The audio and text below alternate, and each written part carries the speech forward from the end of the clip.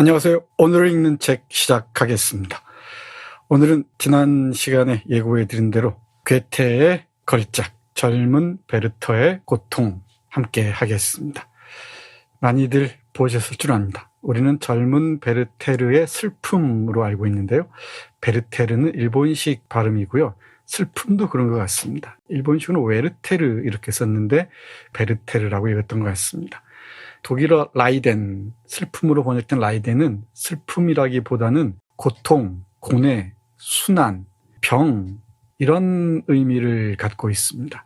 슬픔은 많이 완화된 표현이라고 할 수 있겠죠. 고통이나 고뇌라고 쓰는 게 좋을 것 같습니다. 한 걸음 더 나아간다면 순환이라고 얘기도 좋을 것 같아요. 이 사랑을 하나의 종교로 본다면 그렇다는 말씀입니다. 이 얘기는 뒤에서 조금 자세히 하기로 하겠습니다. 네, 제가 고른 판본은 의류문화사에서 나온 정영규가 번역한 젊은 베르터의 고통입니다. 이와 함께 창비 세계문학 버전인 이몽배 번역판 젊은 베르터의 고뇌도 함께 읽었습니다. 제가 보기엔 두 권을 함께 읽으시면 더욱 좋을 것 같습니다. 두 권 다 강점이 있거든요. 그리고 다른 버전들도 너무너무 많이 있습니다. 틈나는 대로 이것저것 읽어보시면 전혀 다른 작품처럼 읽히지 않을까 싶습니다. 괴테, 감성의 해방을 선언하다. 젊은 베르터의 고통. 인간 감성 해방 선언문이라고 얘기해도 좋을 것 같습니다. 거의 동시대 사람인 장자크 루소의 신 엘로이즈를 읽어도 좋을 것 같은데요.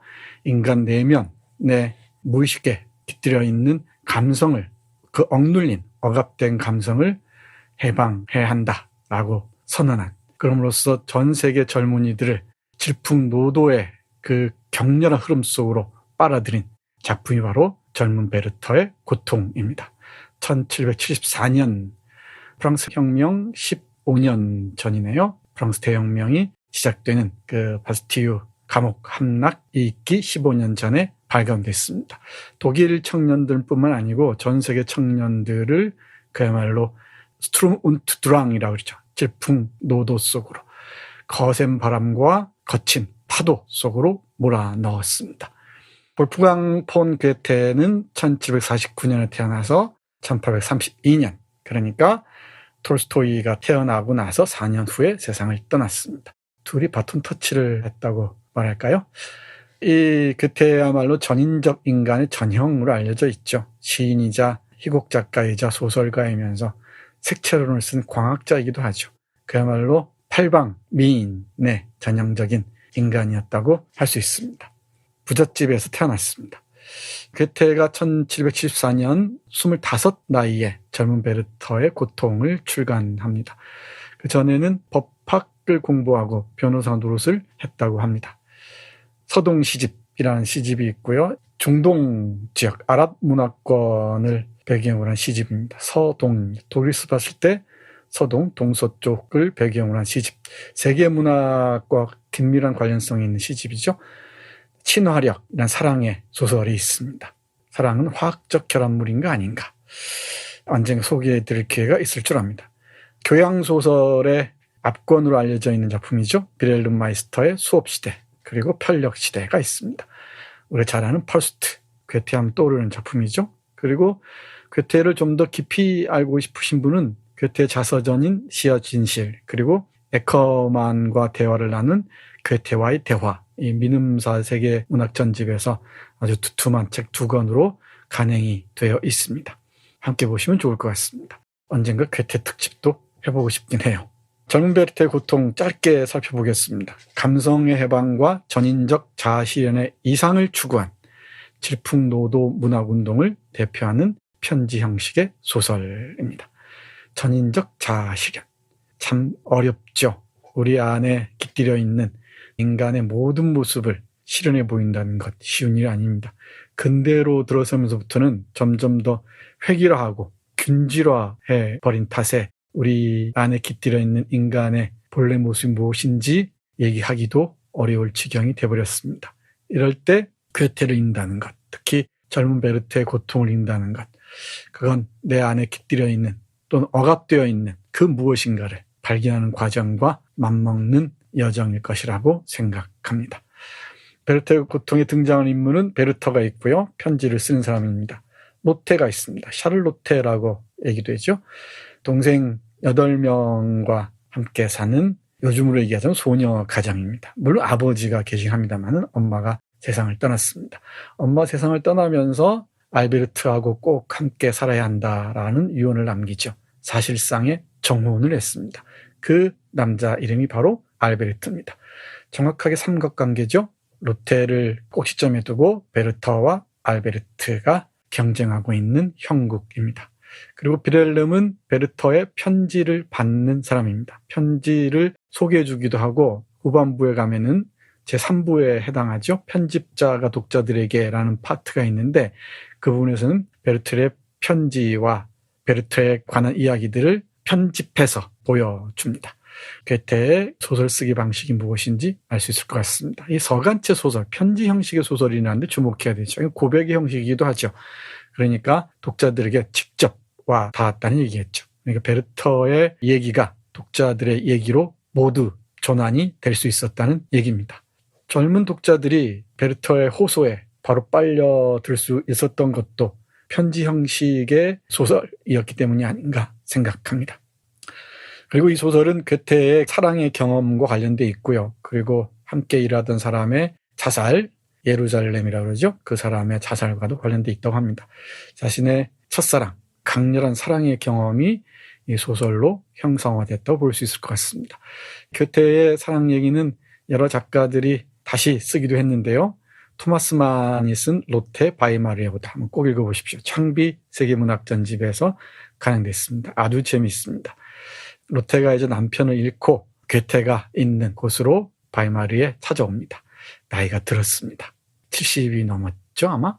늙은 두 남녀가 만나서 무슨 일이 일어날까요? 마르케스의 콜레라 시대의 사랑의 후반부를 떠올리기도 하는 그런 작품입니다. 토마스 만은 괴테의 분신처럼 보입니다. 독일 문학사에서는 그렇습니다. 그리고 마르틴 발저가 빠졌네요. 마르틴 발저의 괴테의 사랑도 아주 재밌습니다.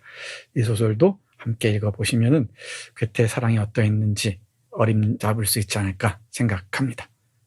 로테의 이미지가 어떤지부터 볼까요? 로테는 성모 또는 성처녀의 이미지로 그려집니다. 처음 만났을 때 장면을 이렇게 묘사하고 있습니다. 내가 현관 앞 계단을 올라가 문 안으로 들어섰을 때 이제까지 본 적이 없는 장면이 눈에 들어왔어. 현관 홀에 11살에서 12살 사이 아이들 6명이 아름다운 용모의 한 아가씨를 둘러싸고 있었지. 아가씨는 중간 키에 팔과 가슴에 분홍색 리본이 달린 소박한 하얀 옷을 입고 있었어. 그녀는 흑방을 들고 주위에 선 동생들에게 나이와 식욕에 맞게 잘라서는 모두에게 너무나도 다정하게 나눠주었어. 분홍색 리본, 이게 끝까지 갑니다. 베르터가 권총 자살을 할 때 간직했던 사랑의 표징이기도 하죠. 분홍색 리본, 노란 셔츠와 함께 분홍색 리본이 당시 젊은이들의 심금을 뒤흔들어 놨던 것 같습니다. 여기 보듯이 로테는 성모 또는 성처녀의 이미지로 그려져 있습니다. 어린아이들에게 둘러싸인 성모의 이미지를 생각하시면 좋을 것 같습니다. 여성주의적 독법을 읽으면 비판적으로 평가할 수 있는 부분이기도 하죠. 괴테에게 여성은 파우스트에게서도 얘기하듯이 어떤 구원의 이미지, 구원의 여성상으로 그려집니다. 성모의 이미지를 강하게 투영하고 있는 로테. 이 로테가 사랑을 통해서 베르터를 구해줄 수 있어야 했는데 현실적인 결혼이란 제도의 벽에 막혀서 파국으로 치닫고 말죠. 이 로테 이미지에 관해서도 많은 얘기를 할 수 있을 것 같습니다만은 이 정도만 말씀드리도록 하죠. 그리고 어린이에 관한 얘기도 흥미롭습니다. 곳곳에서 어린이에 관한 언급들을 찾아볼 수가 있는데 괴테는 어린이를 어른의 모범이라고 생각합니다. 그리고 어린이를 학대하거나 어른의 관점에서 다뤄서는 안 된다고 얘기하죠. 이 예수가 바라본 어린이, 그리고 명말청초의 대문장가이자 사상가였던 중국의 이타고라 그러죠. 이타고의 동심살 어린이, 그리고 니체의 어린이, 그리고 동학에서 바라본 어린이까지가 떠오르는 그런 장면입니다. 어린이는 어른의 모범이다. 이 어린이론을 얘기해도 참 재밌을 것 같습니다. 볼까요? 사랑하는 비렐름, 정말이지 이 지상에서 아이들보다 내 마음에 가까이 있는 것은 없어. 아이들을 바라보면서 그 자그마한 존재 속에 이들이 언젠가 그토록 필요로 하게 될 모든 미덕과 모든 힘의 싹을 볼 때, 그리고 이들의 고집 속에 장래의 확고하며 단호한 성격을 알아볼 때, 이들이 장난에서 세상의 위험을 미끄러지듯이 넘어설 뛰어난 유머와 경쾌함을 알아볼 때, 그 모든 것을 너무나도 완벽하며 타락되지 않은 상태로 볼 때면 언제나 말이야, 나는 저 인류의 스승께서 하신 금언을 되풀이하게 돼. 너희가 이 아이들 중 하나와 같이 되지 아니하면. 그런데 비렐름, 저들, 우리와 동등하고 우리의 모범으로 삼아야 할 아이들을 우리는 지금 하인처럼 다루고 있어. 아이들은 의지를 가지고 있지 않다는 거야? 그렇다면 우리도 의지가 없는 건가? 그럼 누가 우선권을 가지고 있는 거지? 그건 우리가 나이가 많고 더 분별했기 때문이라는 거야. 근데 말도 안 된다는 얘기죠. 여기서 베르터가 얘기하는 저 인류의 스승이란 예수를 의미합니다.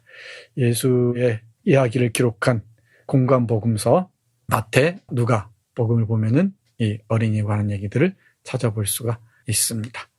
이 괴테의 어린이관 또는 어린이론 주목해야 할 것 같습니다. 시인이기도 해서, 그리고 이 드라마티스트이기도 해서 그런지 원문으로 읽지 않더라도 괴테가 표현이 되는 시적이라는 것, 그리고 특히 베르터의 고통 같은 경우는 감정의 이 경랑들을 문체로, 문장으로 생생하게 보여준다는 것 실감할 수 있을 것 같습니다.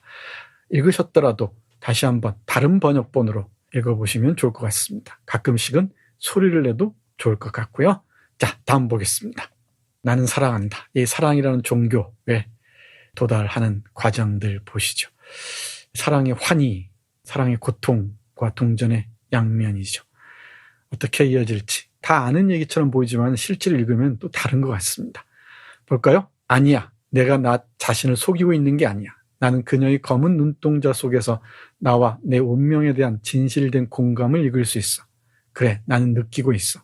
이 점에 있어 나는 내 마음을 믿어도 될 것 같아. 그녀가 천국을 이런 말로 표현해도 아니 표현할 수 있을까? 나를 사랑한다는 걸 말이야. 나를 사랑한다고. 내가 나 자신에게 얼마나 귀중한 존재가 되었는지 내가 얼마나 너에게 말해도 되겠지. 넌 그런 걸 이해할 수 있는 사람이니까. 나 자신을 숭배하게 되었는지 몰라. 그녀가 나를 사랑하게 된 이후로 말이야. 내가 잘못 생각하는 게 아니냐고? 사실 그대로를 느끼고 있는 거냐고? 로테의 마음속에 있으면서 내게 두려움을 불러일으키는 사람은 없어. 그렇긴 하지만 그녀가 자신의 약혼자에 대해 너무나도 다정하게 사랑을 담아 이야기할 때면 나는 모든 명예와 품위를 박탈당하고 칼마저 빼앗긴 사람 같은 생각이 들어. 네, 그녀가, 로테가 나를, 베르터 자신을 사랑하게 된 이후로는 스스로가 자신을 숭배하게 되었다고 얘기를 하네요. 이 사랑받는 존재의 힘이 어디에 있는지를 잘 보여줍니다. 사랑은 나 자신이 몰랐던 나를 끌어올리기도 하죠. 위로 올려서 하늘로 날게 하기도 합니다. 동시에 무서운 추락도 동반하곤 하죠. 로테에게는 약혼자 알베르트가 있었고요. 좀 뒤에 가면은 결혼합니다만, 이 알베르트는 로테도 대단히 존경하고 사랑하는 존재고요. 그리고 베르토도 대단히 좋아하고 깊은 우정을 나누는 동지이기도 합니다.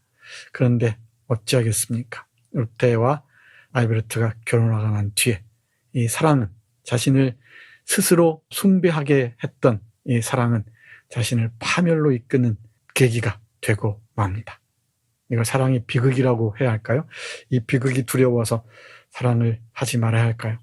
예, 많은 젊은이들이 고민을 하지 않았을까 싶습니다. 그래서 이렇게 이어집니다. 인간을 행복하게 만드는 것이 동시에 비참함의 근원이 되어야만 하는 것일까? 참 어려운 질문입니다. 해답이 마련되기도 참 어려운 질문이기도 하죠. 사랑은 환희로 이어지고요. 그러다가 깊은 병으로 치닫고요. 그리고 불안한 무기력을 동반하기도 합니다. 그 격렬한 사랑 이후에 남는 깊은 허무, 그 허무를 견디지 못해서 베르트는 스스로 죽음을 선택하죠. 그 포석들이 어떻게 마련되어 있는지 하나하나 따져가면서 문장 하나하나를 음미해 보십시오. 전혀 다른 글로 와 닿을 겁니다. 보겠습니다. 내 영혼 앞에 처져 있던 장막 같은 것이 벗겨져 버린 것 같아. 그리고 끝없는 삶의 무대가 내 눈앞에서 영원히 입을 벌리고 있는 깊은 무덤으로 바뀌고 있어. 모든 것이 사라져가는데 너는 이건 존재라고 말할 수 있을까? 모든 것이 뇌우처럼 쏜살같이 지나고 그 모든 존재의 온전한 힘이 지속되는 경우란 너무 드물고 안타깝게도 물결에 휩쓸려 물속에 가라앉아서는 바위에 부딪혀 부서져 버리는데도 말이야. 그런 경우 너와 내 주위의 가족들을 삼켜버리지 않는 순간이란 존재하지 않아. 내가 파괴자가 아닌 순간, 내가 파괴자가 될 필요가 없는 순간이란 없는 거지. 아무리 악이 없는 산책일지라도 수많은 불쌍한 벌레들의 생명을 앗아가고 단 한 번 발을 내딛는 것이 개미들이 공들인 집을 부수고 하나의 작은 세계를 짓밟아 터무니없이 무덤으로 만들어 버려. 네, 환희의 순간이 깊은 무덤으로 안내하는 그런 순간으로 바뀌고 있습니다. 모든 것이 사라져가고 있는데 이건 존재해 라고 말할 수 있을까요? 사랑이 떠나면 젊음도 떠나고 마는지도 모르겠습니다. 그래서 사랑은 늘 쓸쓸한 것인지도 모르겠습니다. 양희은의 노래가 생각이 납니다. 사랑 그 쓸쓸함에 대하여. 이 양희은의 노래를 듣다 보면은 이런저런 생각을 하게 되죠. 베르토의 고뇌의 한 자락을 어쩌면 이해할 수도 있을 것 같습니다. 베르터를 두고 알베르트는 불행한 정열의 소유자라고 얘기를 합니다. 불행한 정열이라고 해서 그 사랑의 환희나 사랑의 기쁨을 미리 접어야 할까? 이런 고민들도 하게 되죠. 이 결혼이라는 제도의 장벽은 어찌할 것인가? 우리가 톨스토이 안나 까레니나를 함께 읽고 있는데 연장선상에서 이해할 수가 있겠죠. 톨스토이가 괴테를 사사했다는 것은 잘 알려져 있습니다. 괴테를 아주 좋아했다는 것이죠. 그리고 토마스 만이 쓴 책 중에 괴테와 톨스토이라는 책이 있습니다. 이 괴테와 톨스토이를 한 자리에 놓고 얘기하는데 아주 재미있습니다. 독일 문학 하면은 괴테와 실러를 빼놓을 수가 없죠. 실러에 대해서는 도적대를 함께한 기억이 있습니다. 괴테와 실러를 독일 문학의 쌍두마차로 얘기하는데 러시아 문학을 이끌었던 많은 사람들, 투르게네프나 도스토옙스키는 물론이고요. 톨스토이까지가 괴테와 실러에게 많은 영향을 받았던 것 같습니다. 어찌됐든 알베르트, 로테의 남편이죠. 이제는 알베르트는 베르터를 두고 불행한 정열의 소유자라고 말하면서 이렇게 얘기합니다. 그가 자신의 활동적인 삶 가운데 이제껏 겪었던 모든 불쾌한 일, 공사관에서 있었던 화나는 일, 그 밖에 그가 실패한 모든 것, 그의 마음을 상하게 했던 것이 그의 머릿속에 떠올랐다가 사라지기를 반복했습니다. 이 문장은 베르테의 편지가 아니고요. 베르테의 편지를 받은 빌헬름, 그러니까 편집자의 목소리입니다. 이 소설 구성을 잘 음미하면서 읽으시면 훨씬 재미있게 볼 수 있을 것 같습니다. 계속 보죠. 그는 이 모든 일을 겪었기 때문에 자신의 무의에 빠지게 된 것을 정당하다고 생각했습니다. 그는 자신의 모든 전망이 차단되었으며 일상적인 삶의 활동을 할 수 있는 기회를 잡는 것이 불가능하다고 여겼습니다. 로테의 남편 알베르트가 출장을 떠난 다음에 베르터와 로테가 만나죠. 그리고 오시안의 격정적인 그 서사시를 읽고 난 다음에 둘이 키스를 합니다. 그 후에 찾아오는 이 환희, 그리고 바로 이어지는 불안과 공포, 절망. 그리고 이 베르터는 알베르트의 권총을 빌려서 자결을 합니다. 이 권총은 앞부분부터 얘기됩니다. 권총이 어떻게 서사 장치로서 놓여 있는지를 찾아보는 것도 흥미로울 것 같습니다. 계속 보죠. 때문에 그는 자신의 기이한 감정과 사고방식, 그리고 끝없는 열정에 몸을 맡긴 채 사랑하는 존재의 평안을 방해하면서 그녀와 슬픈 관계를 단조롭게 계속 유지하는 가운데 자신의 힘에 달려들어 그 힘을 아무 목적이나 전망도 없이 소모하면서 마침내 슬픈 결말을 향해 점점 다가갔습니다. 이 불행한 정열의 소유자 베르터가 사랑의 환희를 안고 깊은 절망을 보듬은 채 슬픈 결말을 향해 점점 다가가고 있습니다. 그런데 이 베르터를 결정적으로 몰아친 것은 슬픈 사랑, 불행한 영혼 때문만은 아닌 것 같습니다. 이 베르터는 시민 계급이었죠. 근데 이 시민 계급이었던 베르터를 귀족들이 모욕하는 일이 벌어집니다. 그래서 이 젊은 베르터의 고통을 정치적으로 읽어도 대단히 흥미롭다고 생각하는데요. 이 귀족 계급에 대한 통렬한 비판을 여기저기서 읽을 수 있습니다. 부상하는 시민 계급의 대변인으로서 괴테의 면모를 잘 알 수 있는 지점이기도 하죠. 이 베르터의 고통을 읽으면서 귀족 계급을 어떻게 비판하는지, 그리고 이 사교계에 대해서 얼마나 역겨워했는지 잘 알 수 있으니까 그런 부분들도 하나하나 찾아보시면 재밌을 것 같습니다. 귀족을 두고 겉만 번지르한 역겨운 인간들이라고 매도합니다. 볼까요? 그리고 겉만 번지르한 비참함과 그곳에서 서로 곁눈질하는 역겨운 인간들 틈에 있는 지루함, 한 발짝이라도 서로 앞서가겠다며 노리고 감시하는 이들의 명예욕이라니, 이건 가장 비참하고 한심스럽게 짝이 없는 노골적인 집착이야. 예를 들어 내가 아는 사람 중에 만나는 사람마다 자신이 귀족 집안 출신이라는 점과 자신의 출신지에 대해 떠벌리는 여자가 있어. 그래서 그녀를 처음 보는 사람들은 누구나 그 여자가 별것도 아닌 귀족 출신이라는 점과 출신지의 명성을 굉장한 것으로 자랑하는 바보라고 생각하지. 하지만 상황은 이보다 훨씬 심각해. 그 여자는 이 지방 출신으로 서기의 딸에 불과하니까. 보다시피 난 이렇게 노골적으로 자신의 명예를 더럽힐 만큼 지각 없는 족속들을 이해할 수가 없어. 네, 귀족 계급에 대한 통렬한 비판, 그 일가를 들을 수가 있고요. 아울러서 귀족 계급들에게 모욕당하는 그 숙명적인 시민적 처지에 관한 베르터의 진술도 읽을 수가 있습니다. 그 모욕의 날의 고통이 베르터를 죽음으로 몰아세운 하나의 계기가 되기도 했을 거라는 게 제 생각입니다.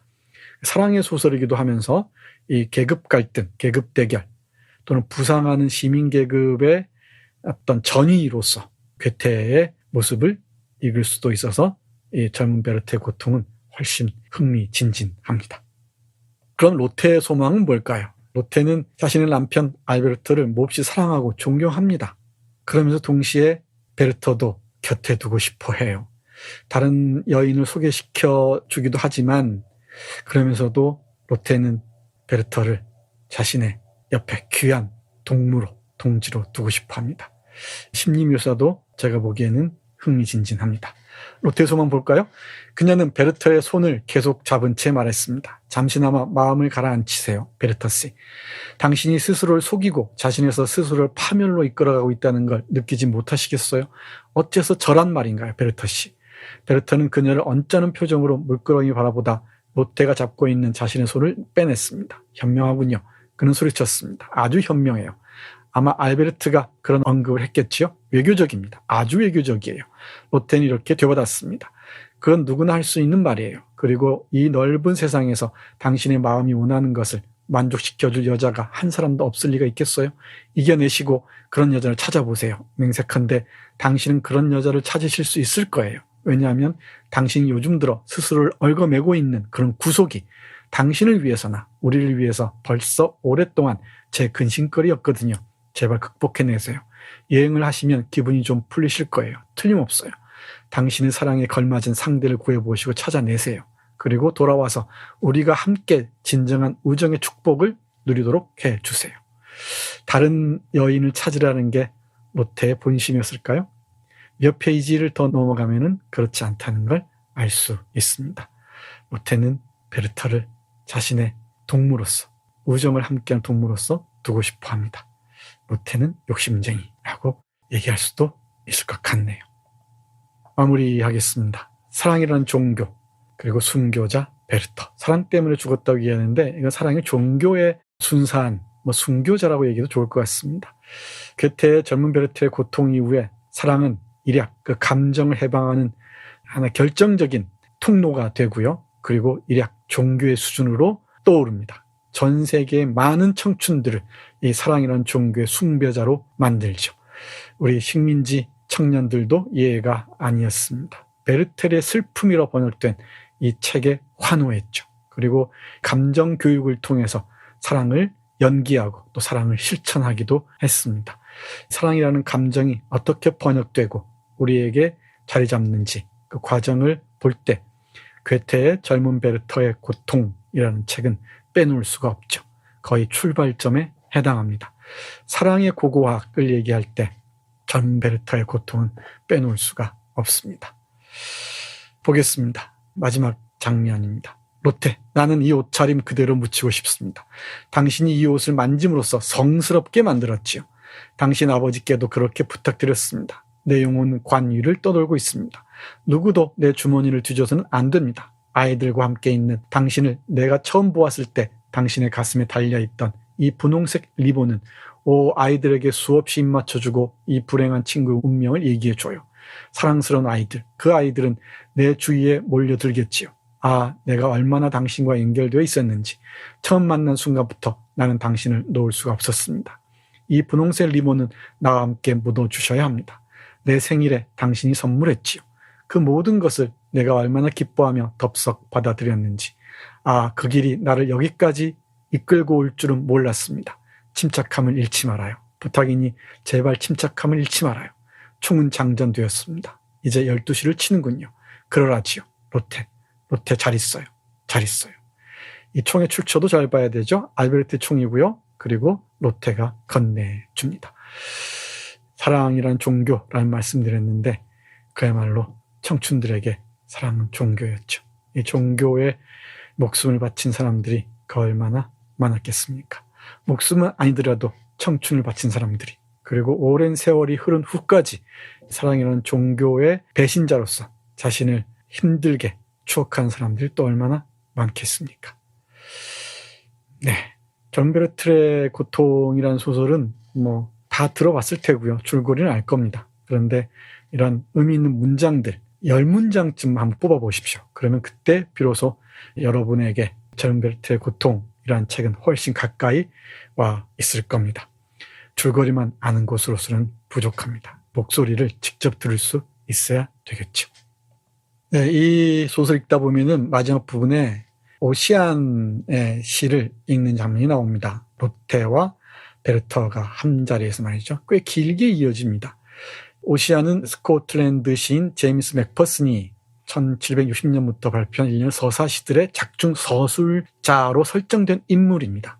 그래서 이 서술자로 설정된 인물이 쓴 시를 오시안의 시라고 하는데 여러 가지 얘기가 있습니다만은 어찌됐든 이 시는 여러 언어로 번역되어서 낭만주의 및 게일 문화 부흥운동에 많은 영향을 끼쳤다고 하네요. 이 오신이라는 사람에서 기원했다고 합니다. 이 오시안의 시와 이 두 사람의 감정의 표현을 두고도 많은 얘기를 할 수 있을 것 같습니다. 어쩌면 막걸리가 아니라 와인 좋겠네. 와인을 밤새 마시면서 이 오시안의 시에 담긴 베르트의 감정, 그리고 로테의 고민들을 하나하나 읽어도 좋을 것 같습니다. 자, 이 오시안의 시 한 구절 볼까요? 왜 너는 나를 깨우는가 봄바람이여. 너는 애교를 떨며 나는 천상의 이슬방울로 적시노라 라고 말하는구나. 하지만 나는 시들 때가 가까워졌고 내 잎사귀들을 떨어뜨릴 폭풍우도 가까이 있구나. 내일이면 나그네가 찾아오리라. 내가 아름답던 시절에 나를 보았던 그 나그네가 찾아와 주변을 둘러보며 들판에서 나를 찾겠지만 끝내 나를 발견하지 못하리라. 베르터의 죽음을 예고하는 시편이라고 할 수 있을 것 같습니다. 이런 점에 초점을 맞춰서 읽어도 재미있습니다. 오랜 시간 동안 많은 사람들이 읽어온 책은 읽을수록 그리고 씹을수록 새로운 맛이 납니다. 여러분도 함께 다시 한번 젊은 베르터의 고통 읽어보시죠. 오늘은 괴테의 젊은 베르터의 고통 중에서 극히 일부 뽑아서 여러분과 함께 했습니다. 마치겠습니다. 고맙습니다.